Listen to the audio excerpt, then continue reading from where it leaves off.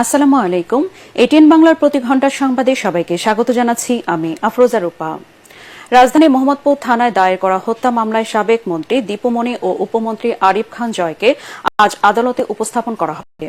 ঢাকা মহানগর গোয়েন্দা পুলিশ ডিবির হেফাজতে দুপুরে তাদের মহানগর মুখ্য হাকিম বা সিএমএম আদালতে আনা হবে। হত্যা মামলার তদন্তে আওয়ামী লীগের এই দুই নেতার 10 দিনের রিমান্ড চাইবে গোয়েন্দা পুলিশ। গতরাতে নগরীর বাড়িধারা এলাকার একটি বাসা থেকে দীপুমণিকে এবং ধানমন্ডি এলাকার একটি বাসা থেকে আরিফ খান জয়কে গ্রেফতার করেন গোয়েন্দারা। রাতে মোহাম্মদপুর থানার হত্যা মামলায় দুইজনকে গ্রেফতার দেখায় পুলিশ। ছাত্র জনতা আন্দোলনের মুখে গেল 5 আগস্ট শেখ হাসিনা পদত্যাগ করে দেশ ছাড়ার পর অন্যান্য নেতাদের মতো আত্মগোপনে চলে যান সাবেক এই মন্ত্রী ও উপমন্ত্রী। বাংলাদেশের অন্তর্বর্তী সরকারের প্রধান উপদেষ্টা ড মোহাম্মদ ইউনূসের কাছে চিঠি লিখেছেন জাতিসংঘের মহাসচিব অ্যান্তোনিও গুতেরেস। তিনি আবারও বলেছেন, শান্তি প্রতিষ্ঠা এবং অন্তর্ভুক্তিমূলক গণতান্ত্রিক উত্তরণের পথে তার সরকারের প্রচেষ্টাকে সম্পূর্ণ সমর্থন করে জাতিসংঘ। 16 আগস্ট ড মোহাম্মদ ইউনূসের কাছে পাঠানো চিঠিতে অ্যান্তোনিও গুতেরেস একথা জানিয়েছেন। সোমবার রাতে প্রধান উপদেষ্টার প্রেস উইং চিঠিটি শেয়ার করে। চিঠিতে গুতেরেস বাংলাদেশে শান্তি ফিরিয়ে আনা এবং সংসদ নির্বাচন আয়োজনের প্রচেষ্টাকে স্বাগত জানান।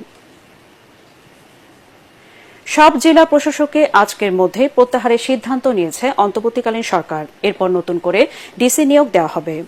রাতে মন্ত্রিপরিষদ সচিব মাহবুব হোসেনের সাথে কয়েকজন সিনিয়র সচিবের বৈঠকের পর এই সিদ্ধান্ত নেওয়া হয়। নতুন ডিসি নিয়োগে বিগত সরকারের আমলে বঞ্চিত 5 কর্মকর্তাদের সহায়তা নেওয়া হচ্ছে বলে জানা গেছে।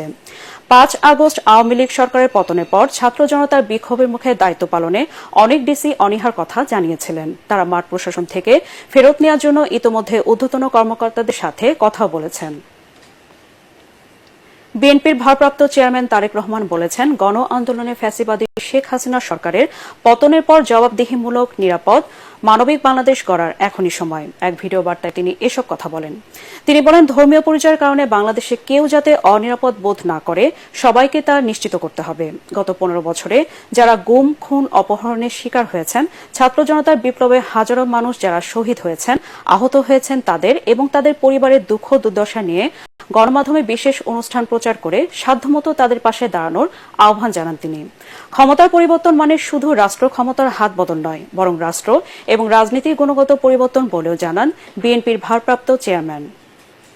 দেশে ঐতিহাসিক গণ অভ্যুত্থানের সাফল্য ও উদ্দেশ্য নস্যাৎ করে দিতে সুপরিকল্পিতভাবে চলছে ষড়যন্ত্র, এবং এই ষড়যন্ত্রের অংশ হিসাবেই একটি ধর্মীয় জনগোষ্ঠীর উপরে পরিকল্পিত হামলার ছক কষে দেশে একটি অস্থিতিশীলতার সৃষ্টির অপচেষ্টা চালানো হয়েছিল।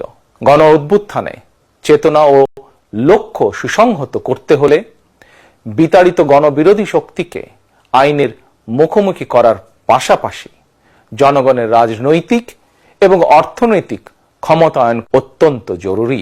ক্ষমতার পরিবর্তন মানেই আমার কাছে শুধু রাষ্ট্র ক্ষমতার হাতবোতল নয়, ক্ষমতার পরিবর্তন মানে রাষ্ট্র এবং রাজনীতির গুণগত পরিবর্তন।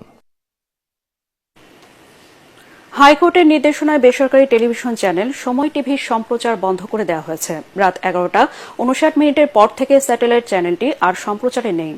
তবে টেলিভিশনটির অনলাইন নিউজ পোর্টাল সচল রয়েছে। হাইকোর্ট 7 দিনের জন্য সময় টিভির সম্প্রচার বন্ধের নির্দেশ দিয়েছেন। বিচারপতি নাইমা হায়দার ও বিচারপতি শশাঙ্ক শেখর সরকারের হাইকোর্ট বেঞ্চ সোমবার এ আদেশ দেন। সময় মিডিয়া লিমিটেডের পরিচালক শম্পা রহমানের করা এক রিটের শুনানি শেষে এ আদেশ দেওয়া হয়। মালিকানা সংক্রান্ত দ্বন্দ্বেই সময় টিভির সম্প্রচার বন্ধ করতে আদালত আদেশ দেন বলে জানান সংশ্লিষ্টরা। আন্তর্জাতিক, রাশিয়ার পর ইউক্রেন সফরে যাচ্ছেন ভারতের প্রধানমন্ত্রী নরেন্দ্র মোদী। শুক্রবার তিনি কিয়েভে পৌঁছাতে পারেন বলে জানিয়েছেন ভারতের পররাষ্ট্র মন্ত্রণালয়ের কর্মকর্তারা। 30 বছরের মধ্যে এই প্রথম কোনো ভারতীয় প্রধানমন্ত্রী ইউক্রেন সফরে যাচ্ছেন। কূটনীতিকরা বলছেন, ভারত সরকার রাশিয়া এবং পশ্চিমা মিত্র উভয়ের সাথে ঘনিষ্ঠ সম্পর্কের ভারসাম্য বজায় রাখতে চাইছে। কয়েক সপ্তাহ আগে মোদী মস্কো সফর এবং রাশিয়ার প্রেসিডেন্ট ভ্লাদিমির পুতিনের সাথে একান্ত বৈঠক করেন। এবার ইউক্রেন সফরে তিনি একান্ত বৈঠক করবেন দেশটির প্রেসিডেন্ট ভলোদিমির জেলেনস্কির সাথে। এতে প্রতিরক্ষা, অর্থনৈতিক ও বাণিজ্য খাতে সহযোগিতা বিনিময় নিয়ে দুই নেতা আলোচনা করবেন বলে জানান কর্মকর্তারা। পরবর্তী সংবাদ দেখার আমন্ত্রণ জানিয়ে এখনকার মতো শেষ করছি। এটিএন বাংলার সংবাদ ইউটিউবে দেখতে ব্রাউজ করুন youtube/ATN Bangla News। ধন্যবাদ সবাইকে।